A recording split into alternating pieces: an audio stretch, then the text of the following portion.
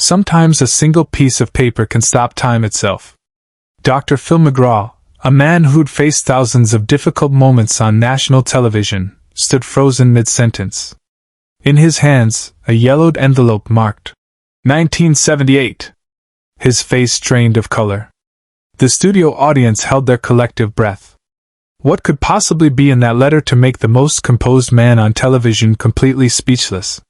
What happened next would become one of the most unforgettable moments in talk show history.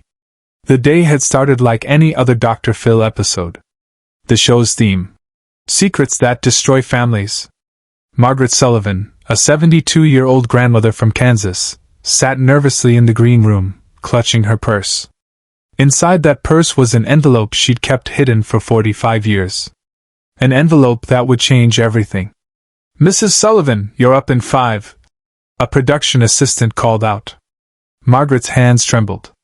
She'd rehearsed this moment 1,000 times in her mind, but nothing could prepare her for what was about to happen. As she walked onto the stage, the audience applauded politely. Dr. Phil greeted her with his characteristic warm handshake. "Margaret, welcome to the show.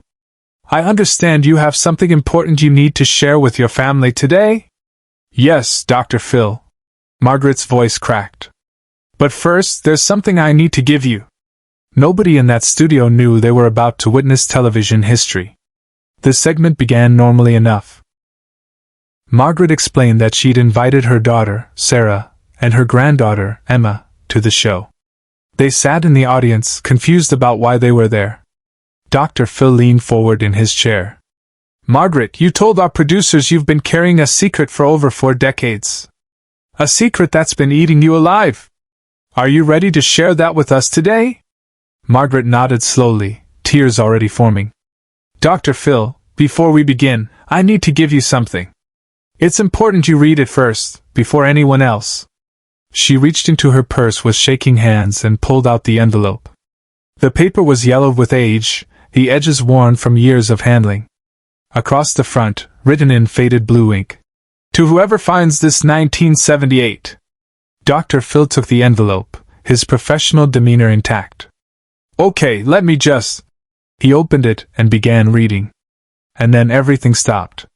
The change in Dr. Phil's expression was instant and profound. His eyes widened. His jaw tightened. He looked up at Margaret, then back at the letter, then at Margaret again. For perhaps the first time in his career, Dr. Phil McGraw was at a complete loss for words. "Stop the tape," he said quietly. The director looked confused. Dr. Phil never stopped mid-show. Never. "I said stop the tape." Dr. Phil's voice was firmer now. He stood up, the letter still in his hand, and turned to the production booth. "Cut the cameras. Everyone take 5. The studio erupted in confused whispers. Margaret sat perfectly still, tears streaming down her face. Sarah and Emma exchanged worried glances from the audience. Nobody watching at home could have predicted what Dr. Phil was about to do next. Dr. Phil walked to the edge of the stage, letter in hand, and called over his senior producer. They spoke in hushed tones for several minutes. The producer's face went from confusion to shock to something resembling awe. He nodded and hurried backstage.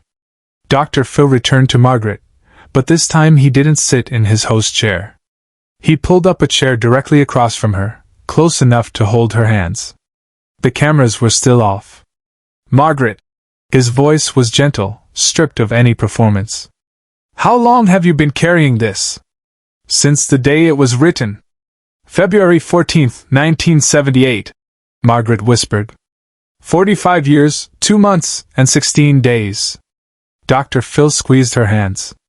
"You know what we need to do now, right?" Margaret nodded, unable to speak. Dr. Phil stood and addressed the confused studio audience. "Ladies and gentlemen, I'm going to ask something unusual. We're about to restart this show, but what you're about to witness is going to be difficult. If any of you are not comfortable with deeply emotional content, now is the time to leave. No judgment. But if you stay, I need you to understand, this is real. This is not entertainment. This is someone's life." Nobody moved. The tension in the room was palpable. "Subscribe and leave a comment," because the most powerful part of this story is still ahead. Dr. Phil turned to the director. We're going live. No commercial breaks. I don't care what the network says. This story doesn't get interrupted. The cameras started rolling again. Dr. Phil held up the letter so the audience could see it, though he didn't read it aloud yet.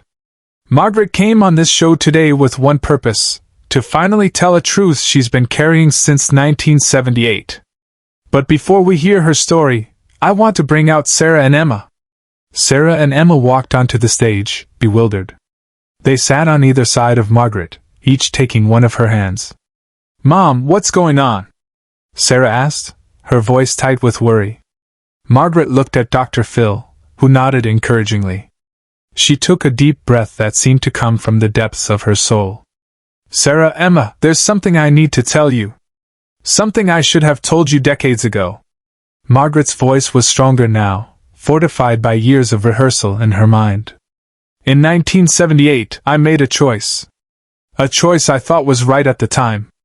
A choice that has haunted me every single day since. Emma leaned closer. Grandma, whatever it is, let her speak, sweetheart. Dr. Phil interjected gently. Margaret continued. I was 27 years old. Your father and I had been married for 5 years, Sarah.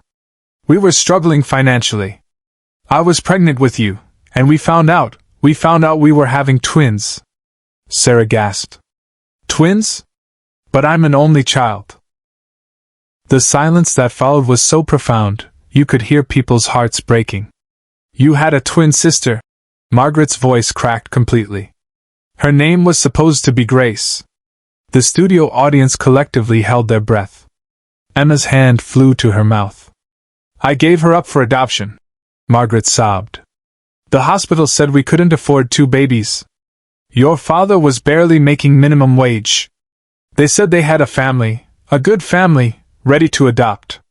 They said it would give her a better life. They said. Dr. Phil held up his hand gently.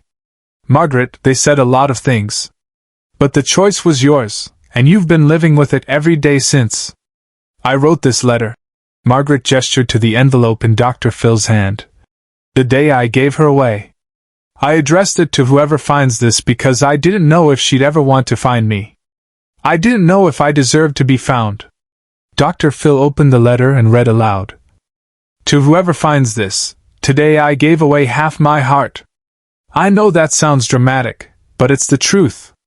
I held Grace for exactly 47 minutes before they took her. I memorized every detail of her face. She had a small birthmark on her left shoulder, shaped like a tiny heart. If you're reading this, I hope you're Grace. I hope you had the beautiful life I couldn't give you. I hope you can forgive me. I left you, but I never stopped loving you. Every birthday, every Christmas, every ordinary Tuesday for the rest of my life will have a Grace-shaped hole in it. I'm sorry. I'm so sorry. Your mother, Margaret Sullivan, February 14th, 1978. By this point, there wasn't a dry eye in the studio. Sarah was sobbing. Mom, why didn't you ever tell me? I had a sister? I was ashamed. Margaret whispered.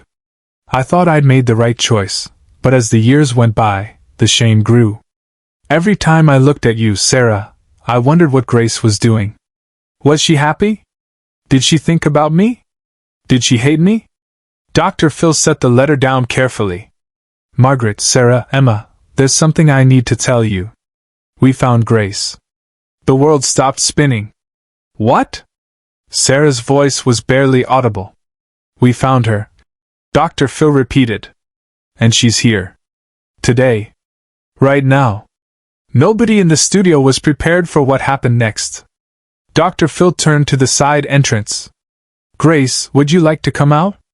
A woman in her mid-40s walked onto the stage. She had the same eyes as Margaret, the same chin as Sarah. Margaret stood up. Grace? Mom? Grace's voice broke on the word. They met in the middle of the stage and collapsed into each other's arms. 45 years of separation poured out in that embrace. The studio audience was openly weeping. Sarah and Emma rushed forward, joining the embrace. For generations of women, Finally complete.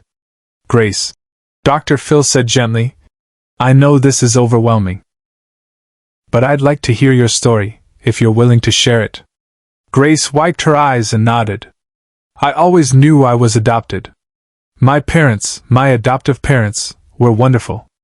They never hid it from me. When I turned 18, I started looking for my birth mother, but the adoption was closed. I hit dead end after dead end for years. What made you keep searching? Dr. Phil asked. Grace pulled up her sleeve, revealing her left shoulder. Because of this. There, clearly visible, was a small birthmark in the shape of a heart.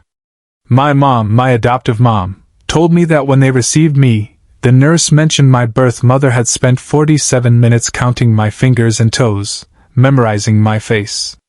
The nurse said she'd never seen a mother hold a baby with such desperate love. That story stayed with me my whole life.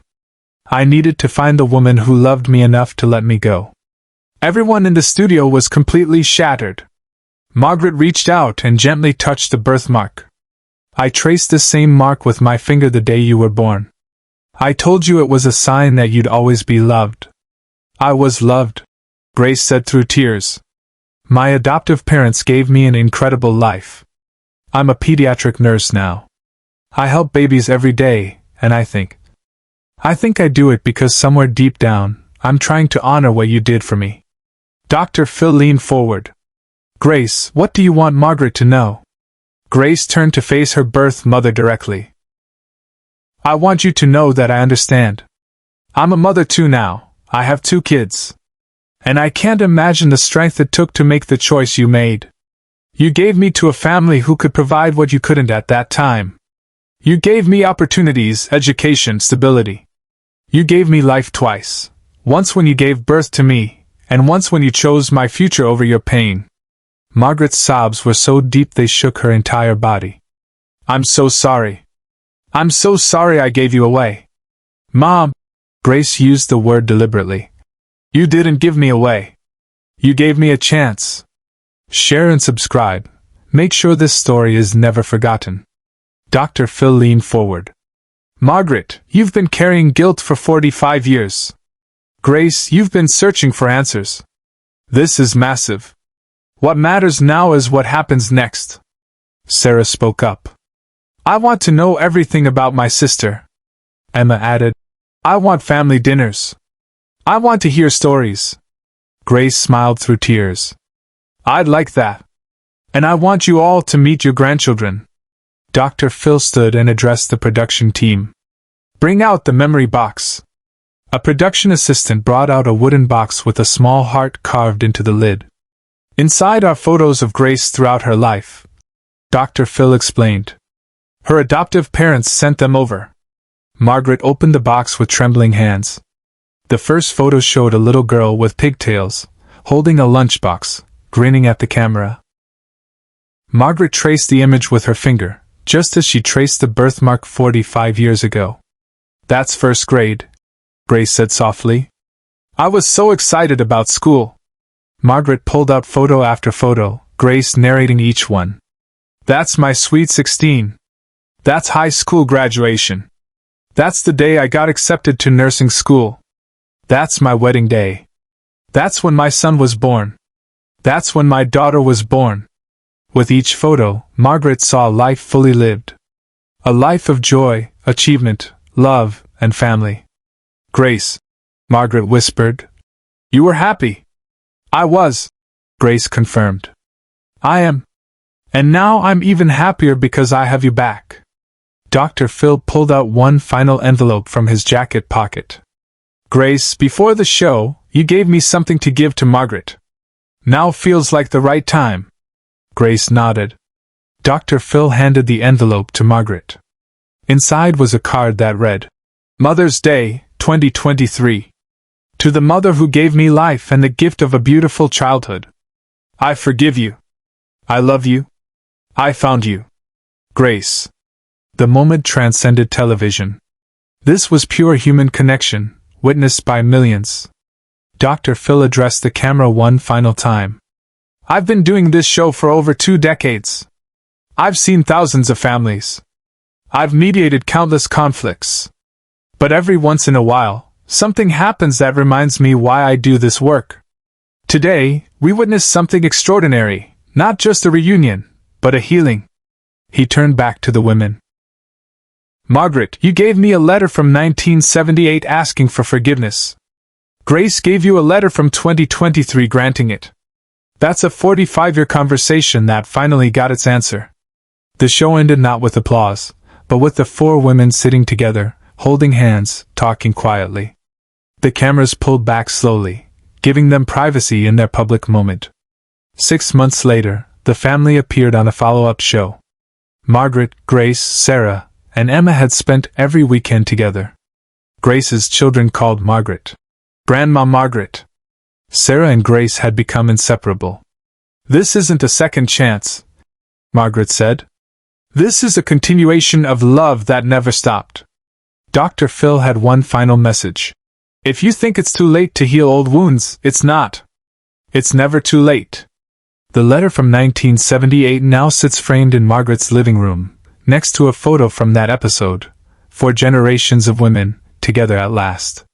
Sometimes a piece of paper changes everything. Sometimes the person you've been trying to reach has been looking for you too.